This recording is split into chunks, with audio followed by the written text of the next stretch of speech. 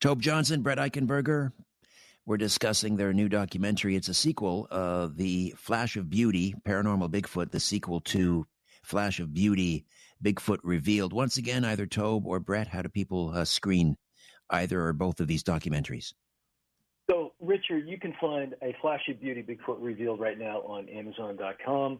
It is also available on Tubi and a number of other places. And again, like I mentioned earlier in the show, we are changing distributors, and so it may come down for a week or two, but it'll be back up soon.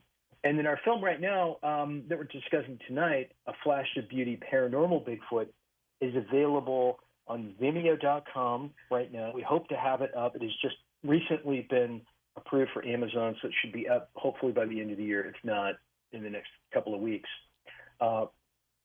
You can watch that right now on Vimeo.com, which is vimeo.com/on-demand/paranormal Bigfoot. And follow us on Facebook at A Flash of Beauty, Bigfoot Revealed. And you can get links from there. And we like to interact with people, and we like to hear stories. All right. Dr. Simeon Hein is in the film, and he's just a fascinating individual. I love speaking with Simeon, the author of Dark Matter, Monsters, Cryptids, Ball Lightning, and the Science of Secret Life Forms. He talks about something called coherent matter. I think he also talks about something, relic neutrinos, which happened at the time of the Big Bang, and how relic neutrinos, coherent matter, quantum mechanics may explain these paranormal phenomena that have been associated with Bigfoot sightings. I mean, I know neither of you are scientists, but can you kind of, I don't know, try and summarize what it is Dr. Hein is talking about here? Well, yeah, quantum mechanics is pretty crazily complicated, and it can do weird things like quantum entanglement, which is particles that are entangled that can be separated from each other. One could be on the Earth, one could be on the moon, and if you stimulate the one on the Earth, the one on the moon moves, so on and so forth. So it gets very complicated, and just like you said, I am not a scientist, so I am probably bungling the science here. But what I can say, Richard, is that Dr. Simeon Hein has got some wonderful theories how this might all come together, and a lot of it has to do with electromagnetic energy. And we are seeing a lot of the same phenomenon with UFO sightings, with ghost phenomenon. We are seeing this kind of trifecta of paranormal activity that kind of circles back to this whole quantum mechanics, quantum physics thing. And I know your next guest, Ashton's going to talk a little bit about, this plane that just kind of disappears into a portal. These are some of the same types of things that Bigfoot witnesses have seen. I've talked to some people that have seen portals. They've seen things come out of portals. And when I say things, I mean creatures that we don't have here on Earth, they're not visible to us on Earth. So it is, again, it's very complex. We try and simplify it as much as possible, but I would highly suggest that folks pick up Dr. Simeon Hein's book, Dark Matter Monsters, which is what he is basing a lot of what he's talking about in the documentary about. It is extremely fascinating. I think people are just absolutely going to love these theories. And again, like I said, these are relevant to some of the other phenomena that is currently in the media and in the press regarding UAPs. Getting back to UFOs for a moment, are there parallels or a lot of commonalities between a UFO ET contactee and a Bigfoot contactee? I mean, do we use that term, Bigfoot contactee? I think we do. I think we should embrace that term because it points to a lot of overlap. Once again, it's hard to not call Bigfoot an alien altogether, just in terms of the behavior and the proximity to not only these orbs, but craft. Certainly I got an email once from Linda Moulton Howe that stated as such that when she was interviewing witnesses, they actually saw Sasquatch on craft with them. We were talking earlier about missing time. Certainly, people have seen grays in proximity to Bigfoot on land. Some of these smaller impressions are pretty interesting too, in regards to not only Bigfoot tracks that people describe, the 5-toed, 17-inch tracks that are 5-6 feet apart, most common, that disappear in snowbanks or just inexplicably disappear in the middle of a field, but also these tiny little moon boot prints that look like they're almost belong to something alien in nature that is wearing footwear. These have been found in proximity to Sasquatch tracks as well. So, this all goes back to the history of looking into the fairies and the gnomes, and the trolls, and things like that. We can find these stories about aliens per se through not only the written history but our oral tradition. And on the facades of churches, we show a picture of such in this documentary. So there again is as much overlap. You mentioned Ron Moorhead. He's in the film, Bigfoot researcher, and many of us are familiar with the Sierra Sounds recorded where Bigfoot, the chatter, the mumbling, it almost sounds like they're speaking like samurai warriors, the samurai language, if you will. What do you make of that? I mean, what did you get out of your interview with Ron Moorhead? Well, this is kind of a newsflash, Richard. We're also working. That's our next project. We're doing a documentary on Ron Moorhead and the Sierra Sounds experience. And what I can tell you is that it is an absolutely phenomenal story that I think people have gotten a great telling of that story from Ron, and Ron has such incredible recordings. But I think the story goes even further. I am 100% convinced that what they were dealing with and what they were witnessing was some sort of Sasquatch. I believe it was a Sasquatch tribe. I believe it was, adults, potentially juveniles.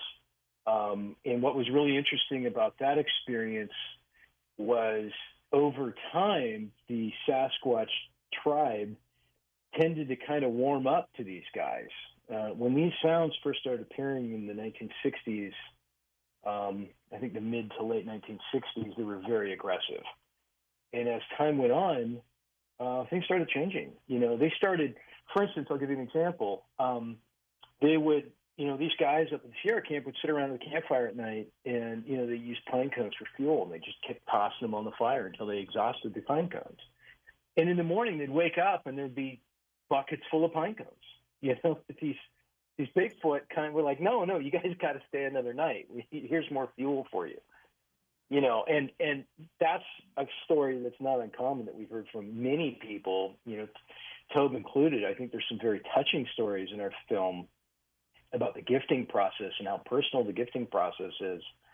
But as far as Ron's story is concerned, he's a very lucky man to have experienced what he's experienced, because those voices and those recordings seem to be, although people have gotten recordings and howlings and stuff in other areas, they haven't gotten entire conversations. And I think that it is as important as the Patterson-Gimlin film in a lot of ways, and possibly even more so, because I think eventually we're going to be able to figure out, maybe with the aid of AI, we're going to be able to figure out some sort of a language that these things were speaking. Oh, that's interesting. Using artificial intelligence in Bigfoot research. I hadn't thought of that. Let's go to the phones west of the Rockies, and Jason is in Olympia, Washington. Jason, welcome to Coast. Richard, thank you for taking my call, and what a wonderful guest tonight that we have is Tobe and Brett, and I just wanted to ask Tobe and Brett a question. I'm a search and rescue volunteer up here in Washington State. I've been on, at least over 40 missions looking for missing people, and I wanted to share a Bigfoot story that I know of and that our unit knows of. There was a place up here, I'm going to leave it undisclosed, but north of a lake, that a yurt type structure was found with at least, I don't know, 8 or 9 deer carcasses found around it, and all the boughs of the trees that were used to build this structure were ripped off of trees. There was no sawdust or axe cuts on it.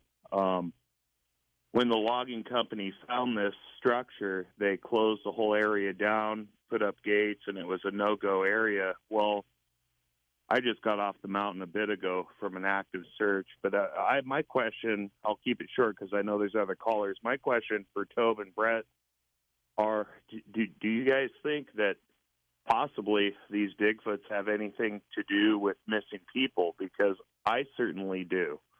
I've been up in these woods, 43 years. I'm old now, so at least the last 40 years since I was a kid. So I honestly believe these missing folks that we go looking for, there is something to do with that. And my job's to find the missing, and I'm relentless upon it. So I wanted to reach out and see what their thoughts were on it. Great call, great question, Jason.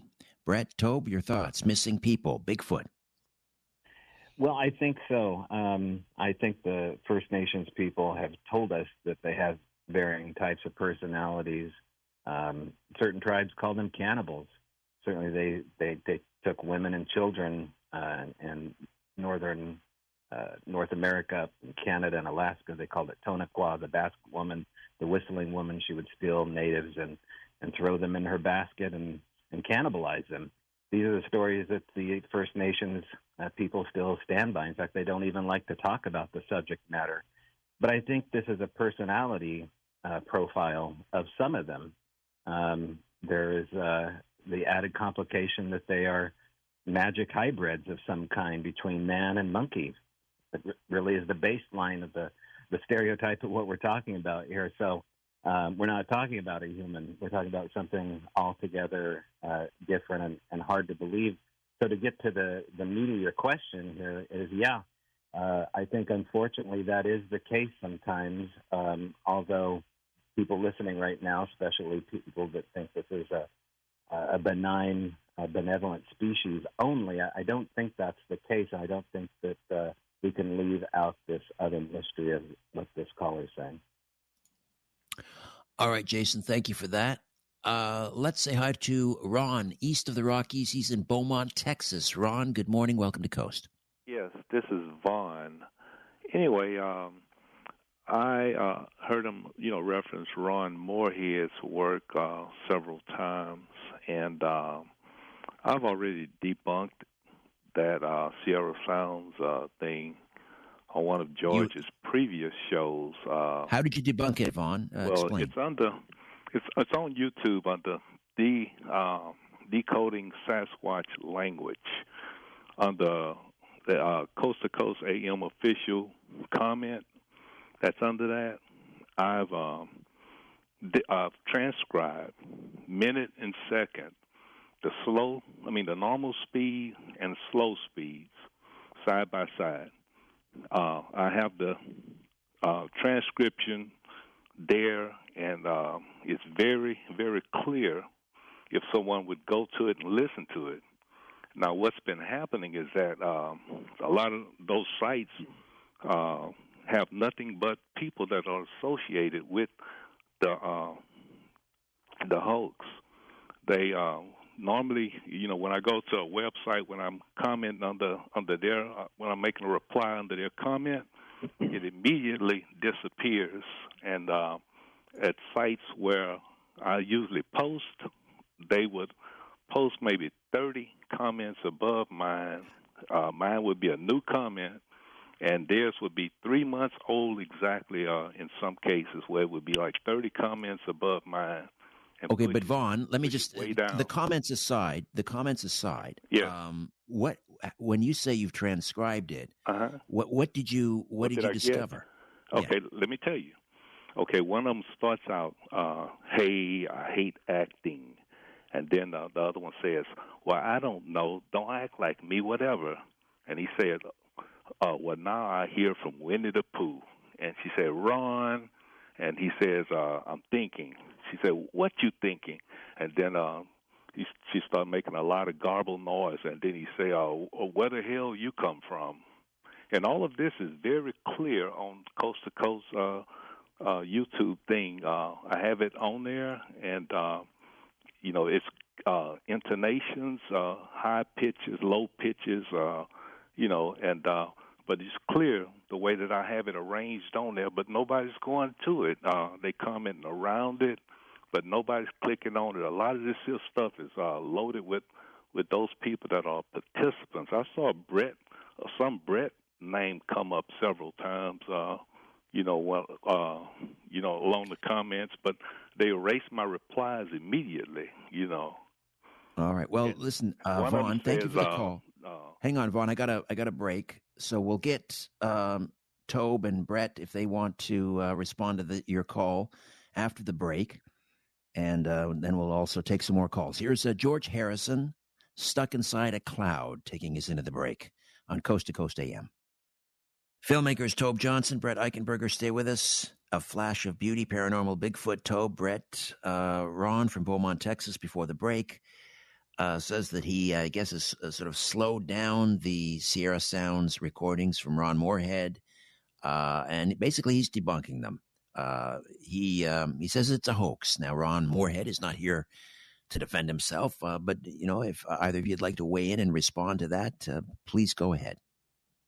Yeah, Richard, I'll touch on that briefly. I don't believe that they're a hoax. There's been a few people that have come out thinking that they're a hoax. Hoaxing is a part of this Bigfoot realm. It happens. It happens all the time. And unfortunately, hoaxers, do a lot of harm. But in this instance, I believe that what was recorded up in the Sierra Sounds, up in the Sierra Wilderness, was in fact real. And Scott Nelson, the naval cryptolinguist who has analyzed these sounds, this language, and he determined it was a language, it has determined that it would be impossible to hoax. And we talk about this in our very first film, and we're going to be talking about this more in the Sierra Sounds documentary. These sounds are produced from a creature that has massive lungs. We're talking about high highs, low lows.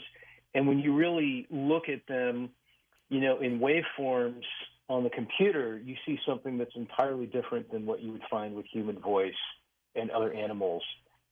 So I would challenge, Vaughn and Beaumont, Texas, to keep doing some research and looking into, some other possibilities.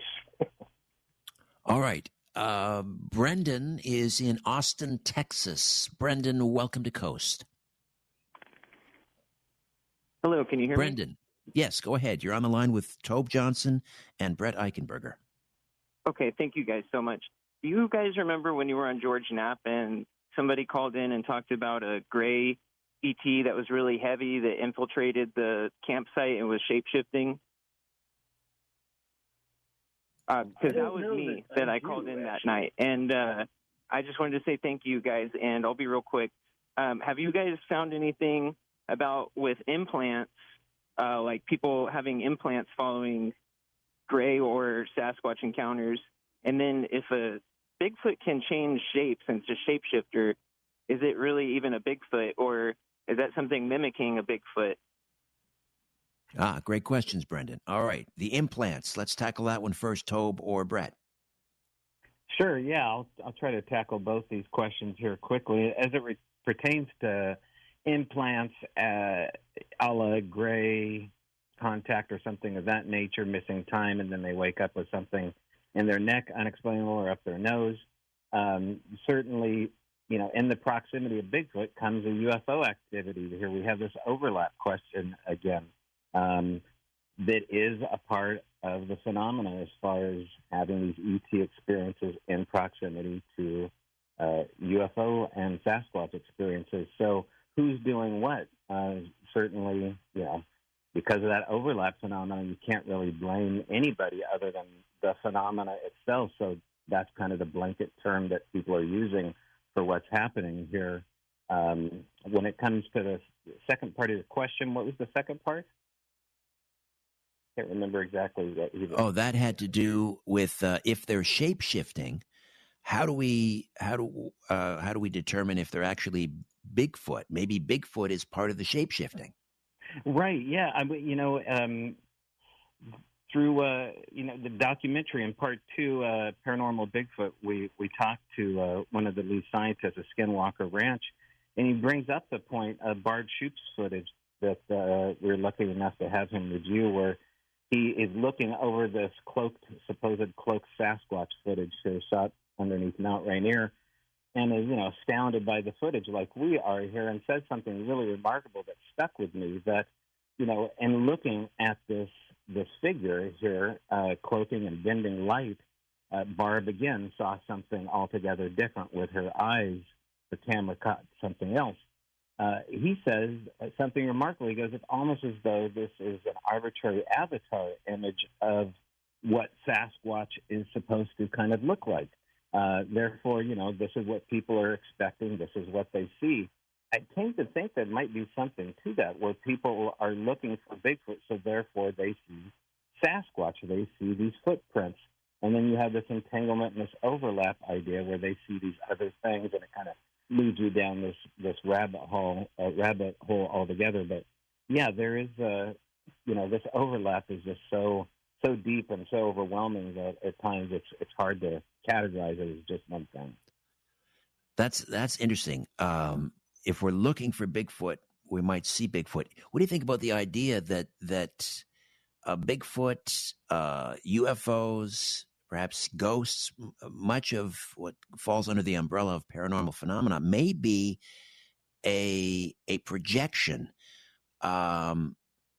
sort of something that we have inside us, an internal idea that gets projected outside of the body? I certainly think that, after doing the research that we've done, Richard, I certainly am of the belief that anything is possible. Especially some of the stories that we feature in our film. I mean, these people and their experiences have completely blown us away, I should say. And they defy any of the laws of physics or of the laws of Newtonian science that we've all been educated with.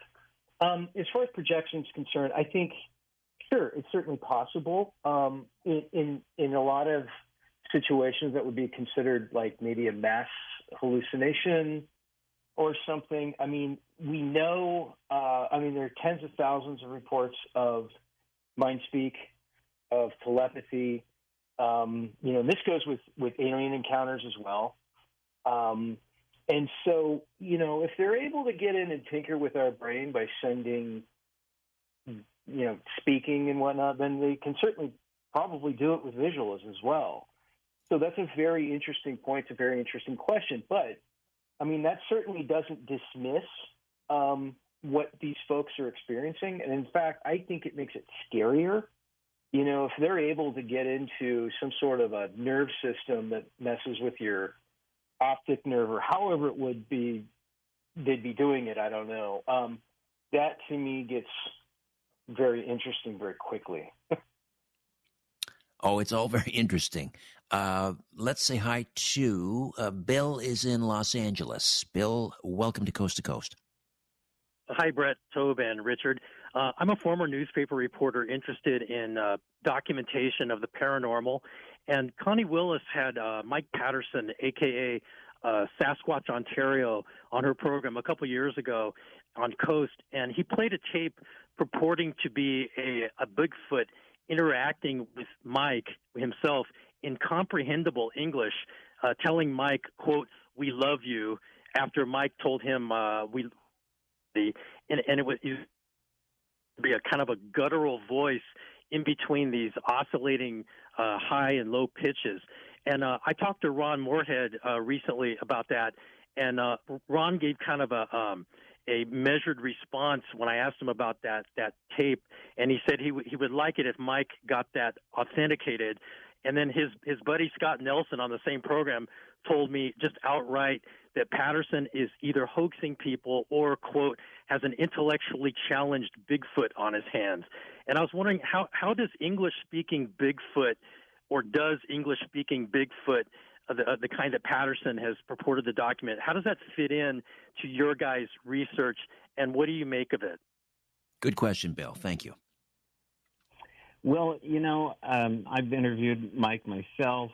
Some of the behavior that he talks about fits right into the phenomena as far as how this works, as far as the encroachment of Bigfoot activity and how it kind of levels up and the experiences get better and better and bigger. So I was really pleased to hear how he described that. I have a huge issue with how this being Nefertia sounds and all the vast audio that he has there. I've talked to him about that. I think it's one of the biggest hurdles he has. But to get to your point as far as language is concerned, I mean, it's such an important topic. That's why it needs kind of its own movie here. That's what Brett and Joe and Mike are about ready to do.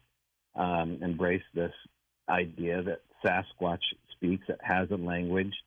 And, within the documentary, we kind of show how that they can spell out things, too. One of the, a jumping off point from language, of course, is spelling. And if they can spell, in this case, using Scrabble letters, we have a culture that we need to talk about. We have something far more, close to us. These are uncomfortable things, of course, for most people to believe and understand. But with language, with spelling, with these gifting things, everything we've talked about tonight, we have something on par with us, and I think it's time we approach it that way. All right, Bill, thank you for that. Great call. Victor is in Oregon. Victor, welcome to Coast. Hey, great show, Richard. You're doing a great job there with this Bigfoot in-depth study. But I would like to say, are you there? Yeah, we're listening. Oh, okay. Yes, go ahead. I would like to say that extraterrestrials have an interest in certain species, and I think Bigfoot is one of them. And Bigfoot is definitely a humanoid species, closer related to human beings, and not monkeys or apes or anything like that. And because they stand upright, they have the same characteristics as a human being. Homo sapiens. And I believe that the drones and orbs that we see are actually highly advanced drones released by UFOs to guard over and watch over Bigfoot. And you can probably expect that the implants are mostly in the Bigfoot creatures themselves so they can keep track. There aren't that many Bigfoot creatures left. It's a dwindling species. And I believe that they are definitely a subspecies of human, and that we should be very careful with them. And as far as cannibalism, human beings practice cannibalism as much as Bigfoot does. So, and as far as the shape shifting, etc., you can expect that this is being conducted by the extraterrestrials to protect Bigfoot through some sort of telepathic communication, or, like you said at one time, a visual hallucination of some type. Because I believe that they are flesh and blood creatures, just like you. All right, Victor, interesting theories. So they're flesh and blood, but it's the ETs that are sort of looking out for this dwindling population, and so they're using cloaking and so forth to protect them. I don't know, Brett and Tobe, if you want to weigh in on that before we take the next call, go ahead. Yeah, I think that's certainly possible, Victor. I do think, I agree with you in the fact that they're flesh and blood, but they're flesh and blood to a certain extent. They're flesh and blood that have paranormal abilities. And, this, again, there's animals in the animal kingdom that light up. Could you imagine a human that could light up? That would be considered next to paranormal. So we see some of this stuff in the animal kingdom as it is. And obviously, there's some animals that can come pretty darn close to cloaking as well. There's a lot of theories as to what the relationship is between aliens and Bigfoot. And I just want to go back to the implant thing. I have actually heard people that have had implants, or they believe to have had implants that they've found, years after a certain camping event or something like that. But and at the same time, they've had Bigfoot encounters. So that could be, they could be in cohorts. There seems to be some sort of a relationship there. I'm not sure what that is. We're looking into it as much as we can. All right, Victor, thank you for that. I probably won't have time for another call. There's a, I don't know if it's a father and son that had quite a remarkable sighting in the film, and the father, or the older gentleman anyway, says, what was that sighting? 1 in a billion, 1 in 2 billion, chance? Why us? And that got me to thinking, why does Bigfoot choose to reveal himself to some people and not others? This is a great question, Richard. So that was Harold and Cody, and Harold and Cody are boss and employee. Harold owns a construction company near the southern Oregon coast, and they were driving into work about 2 years ago on a November morning, about 10 a.m., when they witnessed something standing by the side of the road. And, Harold brings up a lot of great points, and that chances of 1 in a billion, 1 in 2 billion, it could be 1 in 10 billion for what they saw, is a great point. And I've wondered ever since we've learned about this encounter, these things have sort of this intelligence that is kind of hard to conceive of from a human perspective. And I would think that they would be very, very well aware of the fact that there's two humans that are observing what is happening and what is taking place. And so part of me believes that this is intentional. There's a number of sightings that we've learned about over the years where it does feel like the Bigfoot is revealing themselves. I've heard and read a number of theories about how UFOs don't really need to use lights. I mean, what are they trying to avoid? Airplanes or whatnot? It seems to me that they want us to see them, like they're saying, hey, look up here. And people, unfortunately, are very busy, and, not a lot of people end up paying attention, or I don't know what's going on, because I think if people watch the skies and watch the forest more, there would be a lot more sightings. Certain clans of Bigfoot, I believe, are very shy. And again, they're all different, like Phil was saying earlier in the show.